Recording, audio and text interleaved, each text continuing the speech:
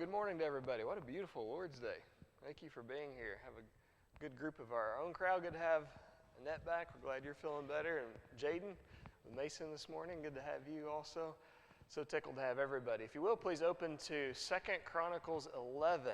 I know that's different. For those who are visiting with us, we have been in 1 Kings in most of our harmony of the kings and kingdoms period. We've crossed over from the united, now we're in the divided spot.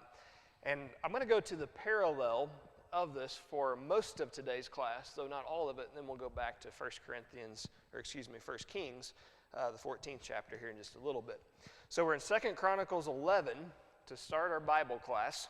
Okay, and I want to begin in verse 1 before we then back up to do a little bit of a rewind. Speaking of rewind, chronologically, where are we on the world's timeline? Does anybody recall that from last week? About what year are we is what I'm asking there, if that helps. Okay, very close, Gene, very close. About 900. Okay, so that's not far off from 950.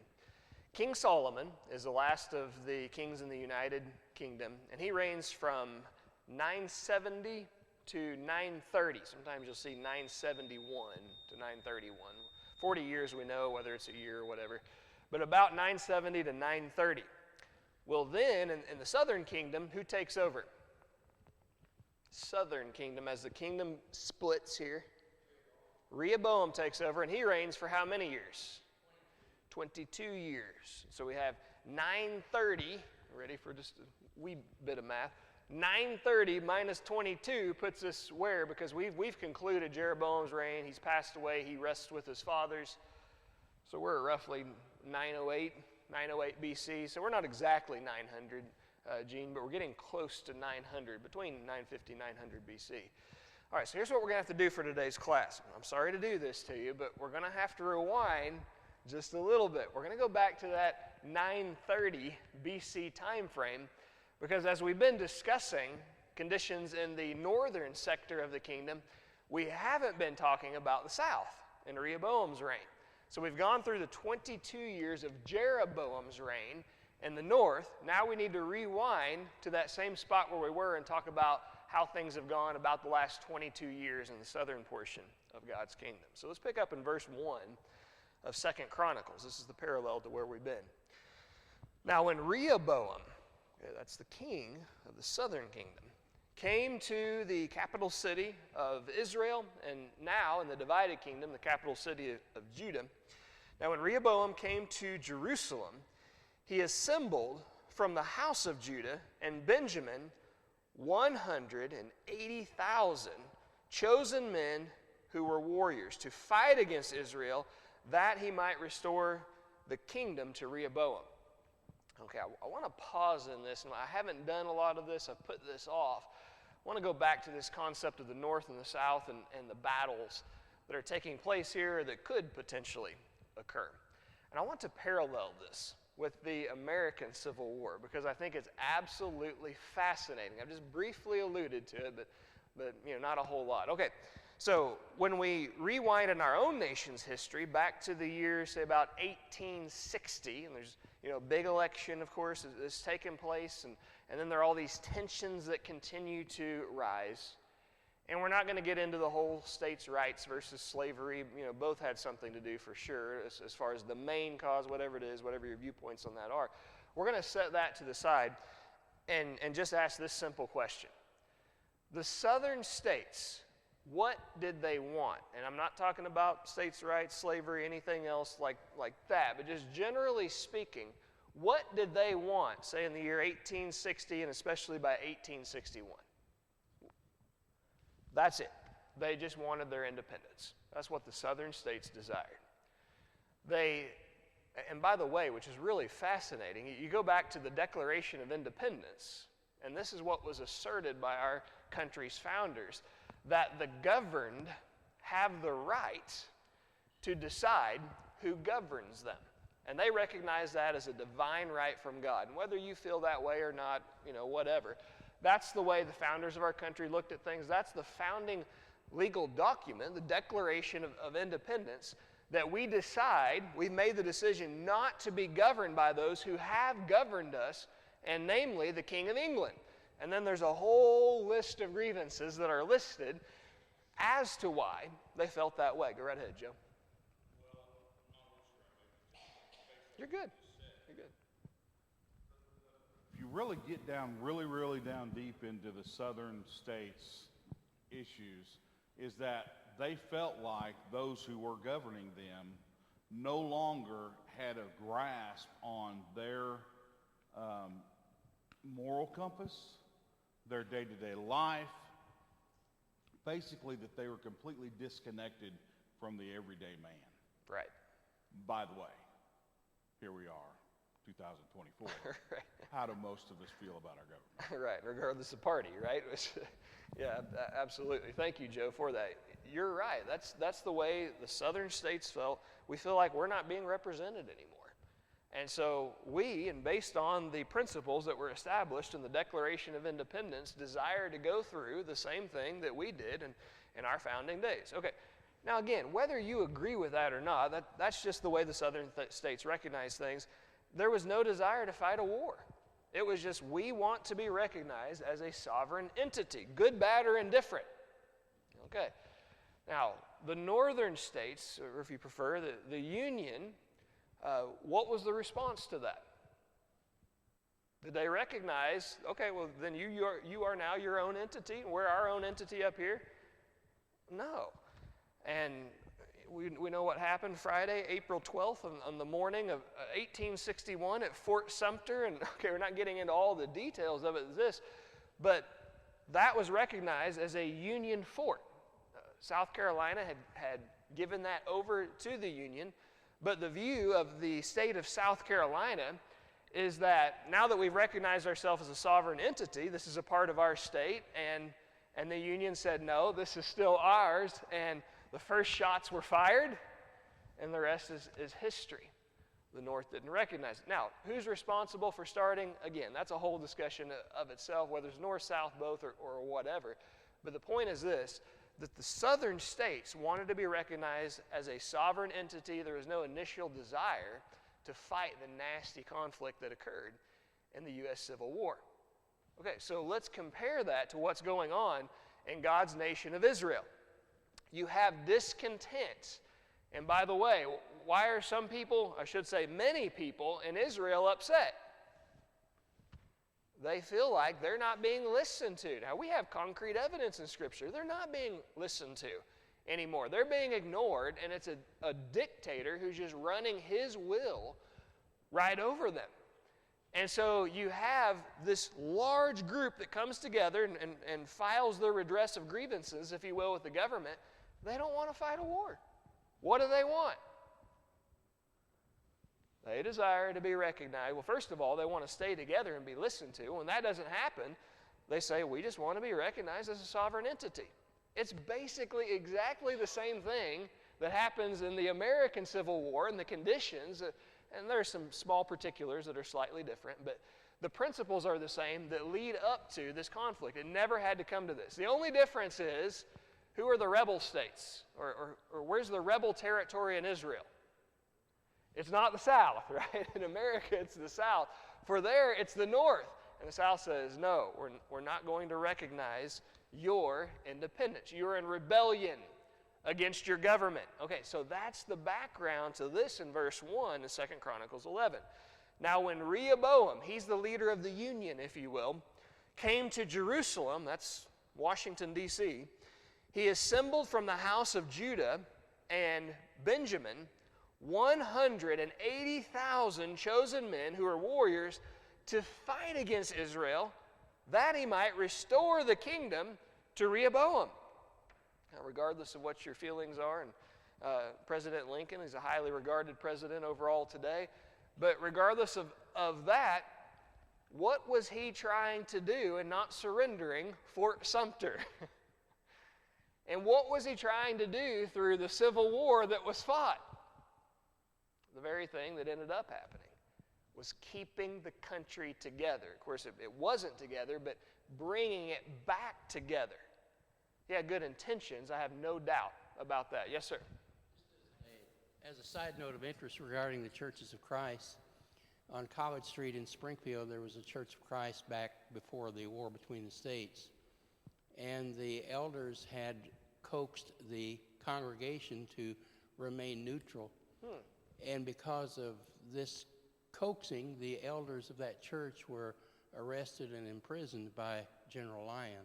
Really?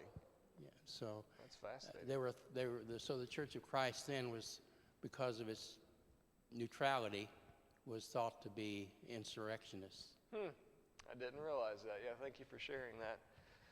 And I appreciate what you've stated, because I do want to bring something up here. Now, by the way, Rehoboam, why does he have this mindset of, hey, I'm going to gather the whole army together and we're going to duke this out right here? I would hope that he would have these thoughts in mind of the need to remain united to be successful. If you don't care, keep your spot here. Turn to Matthew chapter 12. Matthew 12. And as we read verse 25 here in just a moment, I want you to let me know from history if this strikes a chord at all. You remember any leader ever saying anything about this? Matthew 12. Jesus, knowing the thoughts of those always to whom he's speaking, he says to them in verse 25, every kingdom divided against itself is brought to desolation. That means destruction. It's not going to remain. And every city or even a house divided against itself will not stand. You recall those words being spoken from history? Who said those? President Lincoln mentioned this in a great speech that he gave. He quoted the Bible. And it's so true that any nation, and it comes down even to a house, a family's not going to stand the test of time that's divided. A city, just a very small entity, a municipality, is not going to work if there's fractures in it. Yeah, you ever seen a really talented sports team, and before the season begins, they're predicted they're going to win it all. There's no one who can compete with this talent. And then somewhere through the season, there enters just a slight schism in the locker room, and then it gets into a larger divide, and the team falls apart, and they're one of the worst teams in the league of whatever it is. It doesn't matter how talented you are. If there's division, it's never going to work. There has to be a united effort to succeed. By the way, have you ever seen a divided church find success? Doesn't happen. It will never work. It doesn't matter what it is. You can't be divided and have success. So let's consider this on a national level. Let's go back in history just a little ways. I'm going to give an example here, and this is after the Israelite span. But let's go the Medo-Persian Empire. You know why it's called the Medo-Persian Empire? Made up of two parts. There you go. Very good. So Adam, it's divided between the Medes and the Persians. Now over time, there's the stronger element, which is the Persians, that wins over, and we know it better today from history as the Persian Empire, but it began as the Medo-Persian Empire. Well, the Median side kind of fell off, and it's not too long down the way that the Persian element is gone also. So what about the Roman Empire? How did that work out? You have the western section with the capital in Rome, then there's the eastern or the Byzantine portion of the empire, capital in Constantinople. The Roman Empire is still around? No. It fractures and is never the same AD 476 once the western side of it falls, but it continues to 1453, but in a much weakened state. It doesn't work. And then you have Israel. Israel decides to divide, and hindsight being 2020, we can look back and how did that work for Israel? She's going to last for a few hundred years, and she's going to be gone also. But it's interesting that you always have a stronger of the two sides that survives, and that's the case with Judah. She's going to survive for a little bit longer than the other one, a little over 100, about 150 years, but it's not going to work either. America was fractured. I believe President Lincoln understood something, whether you agree with his tactics to try to keep it in place or not, that the nation's not going to work if we fracture. And so there's a need to keep it all together. And I say all that to say this. I would like to think, hopefully, Rehoboam is pure in his thinking. There's a fracture in our nation. Listen, he's the son of the wisest mere mortal to have ever lived. And he would have been educated in all the ways of the king, and he's seen a kingdom ruled for his entire life. And I would hope he is exercising that wisdom in what he's learned and saying, well, if we remain as a divided entity, this will never work. So even if force is required, let's do what's necessary to bring us back together. That's one possibility. It may be that his intentions aren't quite as pure as that. Why might he be willing to use force through civil war to reunite his country? Any guesses? It might not be religious grounds. It might not be logical grounds. It may just be what, Paul? Why would you say greed? I want you to look at this, and I'm going to let you respond if you want. You don't have to. But I want you to look at this map that we've been using. So you have this divide of Judah and now Israel. And if you'll notice, Judah doesn't even go up to the Jordan River anymore. So in terms of a latitude, as you see on the laser, it's right up here, and then it goes down to this area right here. Just strictly territorially speaking, there is officially now how much less territory over which to rule than there once was? What would you say? Fraction, percentage-wise, what does it look like to you? Yeah, I'd say 20%, 25%, easily 3/4 of it is gone. And I know that doesn't necessarily represent all the people and all the business that is taking place, but let me give a few examples to this. In a church, I'm sorry, go ahead, Roy. Hold, one second. Let Parker get you the mic. Okay, go ahead, Roy. Has the division between the Church of Christ and what is now called the Christian church resulted in a weakness in the church? Good question. I would say yes, in a lot of ways. I would say yes. Obviously, you have the side of things that sometimes there is a split that's necessary in certain things, right? Jesus mentioned in Matthew 10, don't think that I came to bring peace. Well, there's a sense in which he does. He's the Prince of Peace, and he always desires peace over disunity. But he does say, don't think I came to bring peace, but a sword. I've come to set a mother against her son and against her daughter-in-law and on down the line. So there is a time that in standing for God's way of doing things, necessary division does have to come. But I would argue this, though, when there's a stand for doing the right thing, who is it who's causing the division? Yeah, the one who doesn't want to do things God's way. So, now that being said, would it be better if we were all united on God's front in the way of doing things? I would say absolutely. Wouldn't you say? We would have a stronger church, we'd have stronger communities, we'd have a stronger nation, we'd have a stronger world if that were the case. So, but yeah, good question for that. But unfortunately, there does come a time in doing one's best to stand with God and to do the right thing, division comes in, but it's not the one standing for right and doing the right thing that's causing division, right, in those instances. Good question. Joe?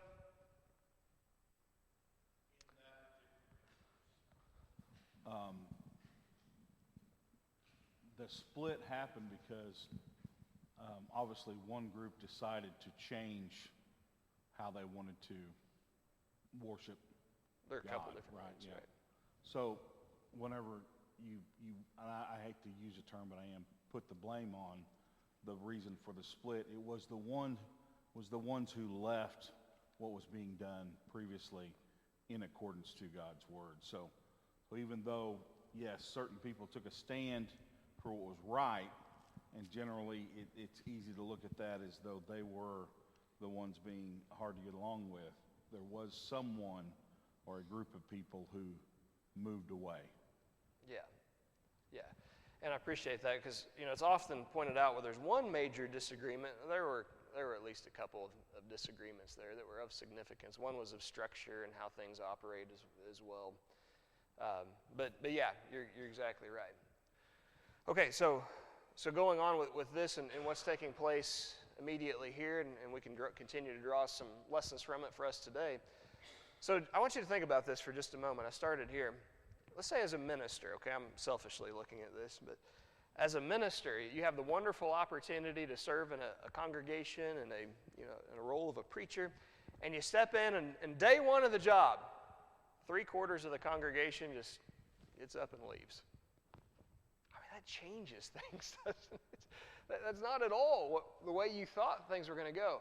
Let's say that you purchase a business, and you're so excited to, it's already in place, and it's a fine oiled machine. It's just rolling right down the highway. You purchase this business, and the first day, the calls start flooding in. You have 3/4 of your customers that leave that business. I mean, that's a nightmare, isn't it? How do you even get going again from that? That's what Rehoboam is facing in this kingdom. He takes over, and all of a sudden, 3/4 of it, at least, maybe more, is just gone. What's he supposed to do from this point? Now, that may be his motivation. It may be business. It may be simple economics. The money's been flowing, and he has these plans to get even more money out of the population. And they say, you're not taking our money anymore. We've been taxed enough already. And so they put their foot down, and they say, we're starting our own country. And he says, then we're going to war over it. Verse 2 of 2 Chronicles 11, by the way. But the word of the Lord came to Shemaiah, the man of God. This isn't news to us. We've already encountered this in 1 Kings. This is a reminder of what's taken place leading up to, and then we'll get into the new information.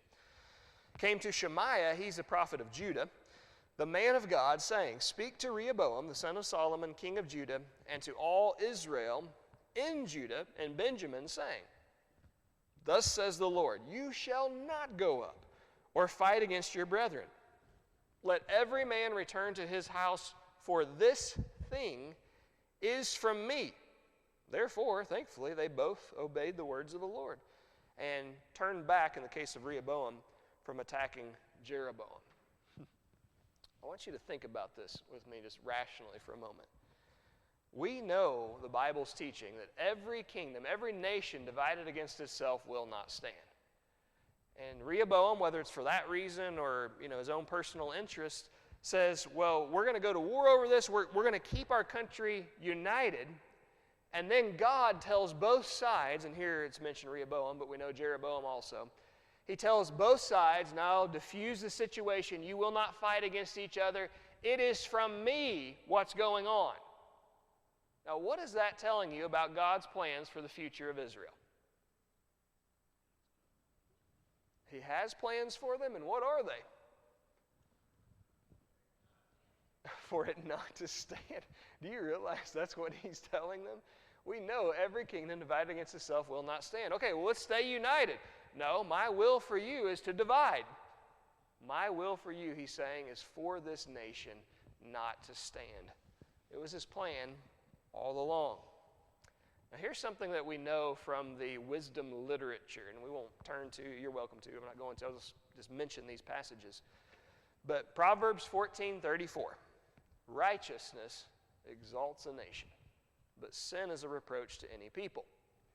David writing in Psalm 9:17 says, the wicked shall be turned into hell, and all the nations that forget God.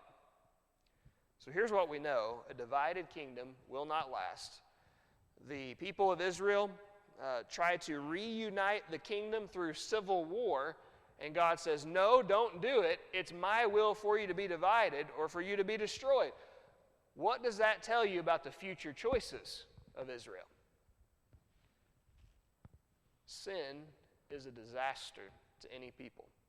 The wicked shall be turned into hell, and all the nations that forget God. I believe there's a coded prophecy right here that down the road, you, both sides, are going to forget about me. And so you, both sides, when the time is right, will be destroyed. And God sets this process in motion before all of these decisions ever even been made on the basis of what he knows his people will decide. Well, that's the providence of God and the way it works. Verse 5. So Rehoboam dwelt in Jerusalem. It's the capital of the southern kingdom, used to be the capital of united Israel, and built cities for defense in Judah. Notice how many. He built Bethlehem, Etam, Tekoa, Bethzur, Sokah, Adullam, Gath, Mareshah, Ziph, Adoraim, Lachish, Azekah, Zorah, Ajalon, and Hebron, which are in Judah and Benjamin, fortified cities. Why do you think all of a sudden he becomes focused on all this defense in Judah? Well, I want to show you something. I hate this. I'll admit to you, this isn't the perfect map. I looked for the perfect one, and I can't find one that really just gives that many of the cities. There are just a few of them that are mentioned here. We have Bethlehem and Ajalon, Gath, Hebron that are brought out in this list, and I could show you about like 4 different maps and maybe get most of them in there, but that takes a lot of time. So I'll just show you this one that has a few of them. Now, admittedly, these fortified cities are going to be scattered somewhat throughout Judah, but I like this map because what do you notice about Bethlehem, Ajalon, and Gath in Judah? A lot of these are this way. Where are they located? Ajalon, Bethlehem, and Gath. There you go. They're near Jerusalem. And Jerusalem also, by the way, along with these, are near the northern border and the northwestern border. You see, Israel up to this point has been concerned about her cities of defense a little more on the west side and down to the south. And now the people of God in the southern kingdom of Judah have to be concerned about a new front on the northern side. How sad is it that now some of her enemies are her own brethren? And you have so much more concern, and so you need to have all these fortified cities throughout. And by the way, I ask you again to consider just how small the territory, I mean, it wasn't really enormous by our scale today, but just how small the territory of Judah really is. This is a tiny state, and so it's just essentially just become a military state. By the way, compare today, Israel over in the Middle East is a tiny state, and it's become a military state, and it's conflict constantly and from every side. That's what's going on right back here. Yes, sir. We read back in Kings that when Jeroboam was approached by Ahijah, that he was told that one tribe would be given to the son of Solomon. Was that because of the reference to Benjamin was just slight or small in number, or why did it end up being Judah and Benjamin if it was prophesied that only one tribe would be given to the south? So good question. There are 2 possibilities, I would say, because I was like you, I wondered the same thing in going through it. It could be that Judah's already assumed, and then in addition to that southern one, there will be one tribe of Benjamin. But I'm like you, I actually think the reference is probably the one tribe being to the huge tribe of Judah. And if you recall the mass slaughter that takes place because of the sins of Benjamin, it's so small that, yeah, it wouldn't even hardly be considered as anything. Good question, and that's my understanding. But I had exactly the same thought. It's like, wait, is this talking about Judah, or is it talking about +1 with Judah? It's a good question. It would be one of those 2. Okay, so we're back in verse 11 of 2 Chronicles 11. And he fortified the strongholds and put captains in them, put stores of food, oil, and wine. Also in every city he put shields and spears. It's just fighting and conflict is on the mind all the time and in every direction. And he made them very strong, having Benjamin and Judah on his side. Now we've read 13 through 16 a few times. Let's refresh ourselves on this. And from all their territories, the priests and the Levites who were in all Israel took their stand with him. For the Levites left their common lands and their possessions and came to Judah and Jerusalem, for Jeroboam and his sons had rejected them from serving as priests to the Lord. I asked this, maybe a couple of weeks ago. Let's see who might recall this. How many Levitical cities were there scattered throughout Israel? In the 40s. 48. Okay, there are 42 a little more common cities, and then there are 6 very special ones. What are those called in the Old Testament? Has by the way, a church, powerful church connection to it. But the cities of refuge. Good, Joe. Cities of refuge. And here's a map showing these. These are the cities of the Levites that are scattered, and they're on both sides of the river and throughout the territory. And you might recall this from our having gone through that for those who are a part of it, that these are strategically located. There are 3 cities of refuge to the west of the Jordan River, and then there are 3 to the east. And if you'll notice, while not absolutely perfect, you can't always decide where a big city is, but one of a little bit of size, you have one in the north, one centrally located, and one in the south, and that's on both sides of the river.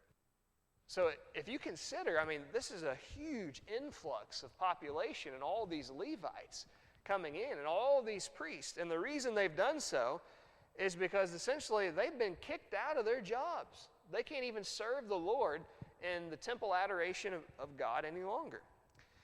Jeroboam in the north has messed all this up.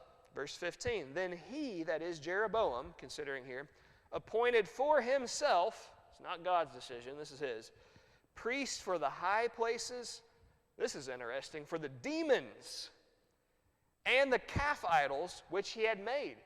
And if you'll look in the Old Testament and trace some history on that, there seems frequently, if not always, to be a connection between demons and the worship of idols, and even some of the names that are used. And essentially what takes place in the worship of these idols, it's the worship of Satan, not just Satan, but of his messengers that he sent instead of the worship of God. 16, and after the Levites left, those from all the tribes of Israel, such as set their heart to seek the Lord God of Israel, came to Jerusalem to sacrifice to the Lord God of their fathers. Even though it's against their law in Israel to do so, they defect and they come down to the south.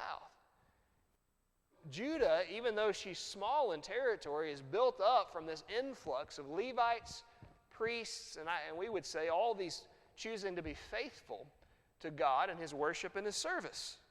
Verse 17 says, so they strengthened the kingdom of Judah. In part, it would just be morale, but also it's going to help economics and business, all those things too. They strengthened the kingdom of Judah and made Rehoboam, the son of Solomon, strong, notice, for 3 years, because they walked in the way of David and Solomon for 3 years. And while that's a real positive, what does that insinuate about after 3 years? They go downhill, don't they? Pretty quickly. We'll find out more about that back in 1 Kings. Verse 18 of our passage here, though. Then Rehoboam took for himself as wife Mahalath, the daughter of Jeremoth, the son of David.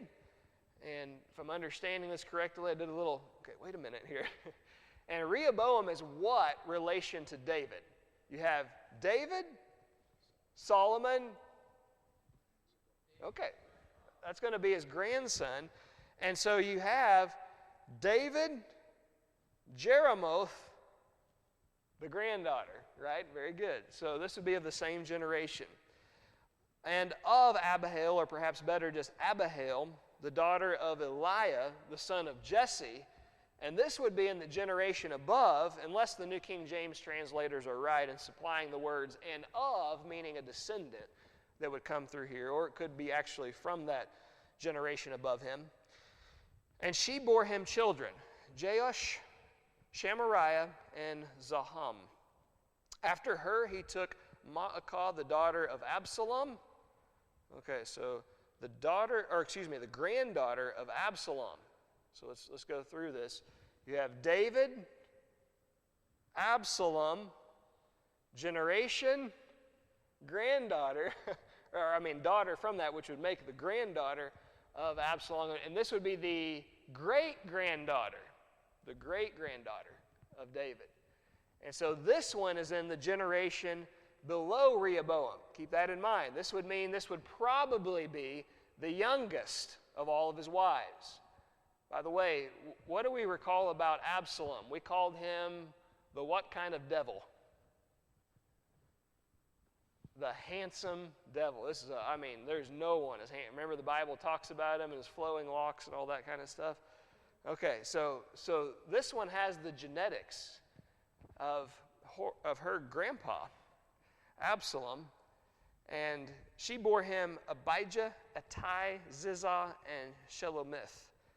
Look in verse 21. Now Rehoboam loved Maacah, the granddaughter of Absalom, more than all his wives and concubines. Now that makes you feel special, doesn't it?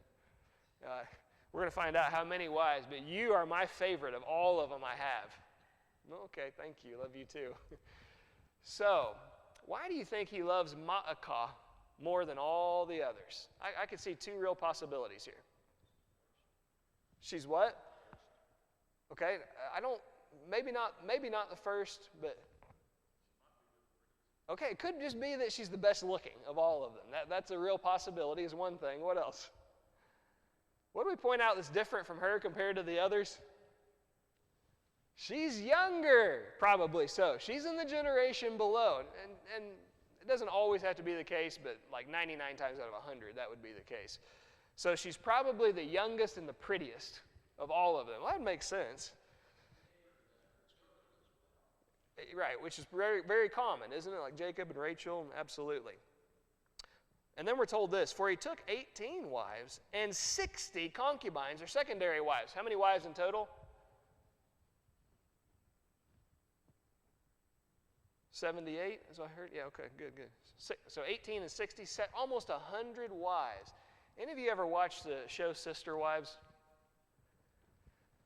Just so you know, I don't watch Sister Wives. My wife loves this kind of stuff. I think I've told you before. Sister Wives, Married at First Sight, there's the Little People, Big World. I mean, all this stuff is like, I don't get it. But, I'll see it, hear it on in the background sometimes more so. And I have seen snippets of it. So the guy for Sister Wives, Cody, how many wives? Is it like 8 or 10 or something? There are a bunch of them. Okay, all right, good. I'm glad you don't know, by the way. Or me, for that matter. Need to ask Vanessa. Let me call her real quick. She's at home with a sick one. So. No, 8 or 10. But I've had that thought. It's like, dude, like, how do you survive? One thing, and don't take this the wrong way, is like, how do you even have enough money? For all these, and essentially sub-families and kids, with each one. I'll tell you how. You get your reality show. That's the way it works, and you pay for all of that. I don't know how you would otherwise. So this guy has 70, almost 100 wives, and he begot 28 sons and 60 daughters. So 28 plus 60 is going to get us to how many? Do you realize that if this guy today, Rehoboam, were just to bring in his family, or if you want sub-families, that he would have 1.5, his family would be 1.5 times the size of our congregation in Conway, with all of our families put together. That's insane. Hey, you remember God's rule about his kings? One of the things they're not supposed to do is what? Okay, Deuteronomy 7. We've read it so many times, we won't do it again. Do not multiply your wives. Okay? And over time, he defies God's order. What do you know? Over time, his household becomes a mess. Over time, the kingdom of Israel, or Judah in this case, becomes a mess also. Maybe God knows what he's talking about, just a possibility. And Rehoboam appointed Abijah, the son of Maacah, his favorite, by the way, as chief to be leader among his brothers, for he intended to make him king, the next king of Israel. He dealt wisely, probably learned some of that wisdom from his father, and dispersed some of his sons throughout all the territories of Judah and Benjamin to every fortified city. And he gave them provisions in abundance to appease them. He also sought many wives for them. What a great dad. Merry Christmas, son. I got you a new spouse. Oh, thanks. Happy birthday, son. I'm giving you 2 more women. Oh, you're the best dad ever. This is a strong family, it seems, isn't it? Very, very morally based, no doubt about it. All right, so here's what I ask for us to do. Let's switch over to 1 Kings. I'm going to go there with you, go back, and we just have a little section of 1 Kings 14 we need to cover to close out that chapter. And as I stated, sorry to sidestep you, but we do need to read that in 2 Chronicles first in those details, because the chronology flows better as you now go back to 1 Kings 14. And we're going to pick up in verse 21. So things are going, decently well in Judah, and then we're seeing some downward slide. Well, it gets worse, going down to about verse 21. And Rehoboam the son of Solomon reigned in Judah. Rehoboam was 41 years old when he became king. He reigned 17 years in Jerusalem. So by the time we get through chapter 14, we have 930 when he begins to reign, and so he's going to cease reigning in 17 years later, 913 BC. So we're only how many years off from what we've already covered in Israel? Remember that? The difference in reign, if it helps, 22 and 17. Yeah, so we're within 5 years of what we've already covered, but we're dealing with the southern kingdom right now. He reigned 17 years in Jerusalem, the city which the Lord had chosen out of all the tribes of Israel. That's probably a good reminder by the writer to show us yet again that what's going on in Israel is not right. And the worship that's taking place in the north and Dan and to the south and Bethel, it's only supposed to be happening in one city, the one that God has named in Jerusalem. His mother's name was Naamah, an Ammonitess. Now that's a really interesting piece of information, just to toss in out of nowhere, and then he's just going to pick right back up like he didn't even say it. Why do you think he would toss in that piece of information? Rehoboam's mama's name was Naamah, and she was an Ammonitess. Okay, good. The foreign god. So he introduces this section to say, hey, his mom was a pagan woman. What does she bring with her into the territory of Israel? With Solomon, her husband, with the pagan gods. Now, Judah did evil in the sight of the Lord, and they provoked him right after we're told this. His mom was a pagan woman, insinuated, that brought in her pagan gods. Should we be surprised that Judah did evil in the sight of the Lord? And they provoked God to jealousy with their sins they committed more than all their fathers had done, even in the southern kingdom.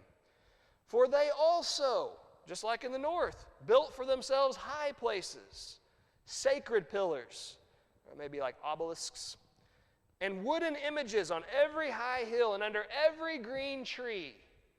By the way, I know this is a little grotesque, but if you ever wondered, what's the significance? We know the high hills and getting closer to heaven, but what about under every green tree? Green trees have leaves, and leaves produce shade in a place where it's very toasty. And in the worship of these pagan gods, it's common for immorality, for sensuality to be taking place, and the perversion of the worship of what should be the one true God, and to these pagan, non-existent deities, there would be these sexual acts that would occur. And again, I know it's kind of gross, but this would be a cool spot for these things to happen. Isn't that nasty? Verse 24, and there were also perverted persons in the land. I wish we had more time for this. We don't. I like the New King James a lot. I try to be open and fair with things that I do like. This is a terrible translation of this Hebrew term. It's Kadesh, the Hebrew word. And what do you have in your translation? Probably any other would be better than this. Sodomites, that's a good translation. What else? Sodomites. Male cult prostitutes. Okay, that's the meaning of the term male temple or male cult prostitutes, telling us it's not just a perversion probably on a heterosexual level, but likely on a homosexual level as well. And if you're thinking, well, that's terrible, yeah, you're right. It's repeated, they did according to all the abominations of the nations which the Lord had cast out before they came in. They're just like those people. And God's order is kill everyone. This is my divine judgment. Leave nothing alive. Tear down all the high places. And they start sparing the people left and right. And they begin leaving some of the high places up here and there. And before long, the repopulation of this people takes place. The rebuilding of all these altars and the pagan worship takes place. And before they realize it, they're just like the people of that land. Maybe God does know what he's talking about, after all. 25, now it happened in the 5th year of King Rehoboam that Shishak, king of Egypt, came up against Jerusalem, so down from the southwest, and he took away the treasures of the house of the Lord and the treasures of the king's house. He took away everything. He also took away the gold shields which Solomon had made. Then King Rehoboam made bronze shields in their place and committed them to the hands of the captains of the guard who guarded the doorway of the king's house. And whenever the king entered the house of the Lord, the guards carried them. Then they brought them back into the guard room. So Solomon, remember, had gold, everything. And what precious metal was counted as nothing? It was like stones in the days of Solomon. Silver, that's number 2 in value. You know what number 3 in value is? Biblical time frame, precious metals? Right here. It's bronze. Now, think about this. The golden shields are taken away. They can't replace them. They don't have the money to do that. So maybe they would take what's counted as nothing and stones and the second precious metal. They can't afford to do that either. So they have to take the third, bronze, and that's the best they can do. It gives you an idea as to the state of the economy compared to just a few decades prior. 29. Now the rest of the acts of Rehoboam and all that he did, are they not written in the book of the Chronicles of the kings of Judah? Certainly they are, and we've already read that, so that's helpful. And there was war between Rehoboam and Jeroboam all their days. Okay, now who would like to say our memory verse as we close? 31 of 1 Kings 14. Let's go, John. Hold on, Parker's coming to you. All right, John, please word that one for us. And Rehoboam slept with his fathers and was buried with his fathers in the city of David. And his mother's name was Naamah the Ammonitess. And Abijah, his son, became king in his place. Very good. Thank you for that, John. Now, why do you think this random fact is thrown in? Did you catch that in the end? Hey, by the way, his mother's name was Naamah and Ammonitess. We've already been told that. Why do you think the section of Rehoboam's life, 17 years, is only covered by 11 verses in 1 Kings? And it begins with his mother's name and her nationality, and it ends with his mother's name and her nationality. The decisions that we make for the here and now have consequences. Consequences not just for ourselves, but as well consequences for the next generation, and the next generation, and the next generation.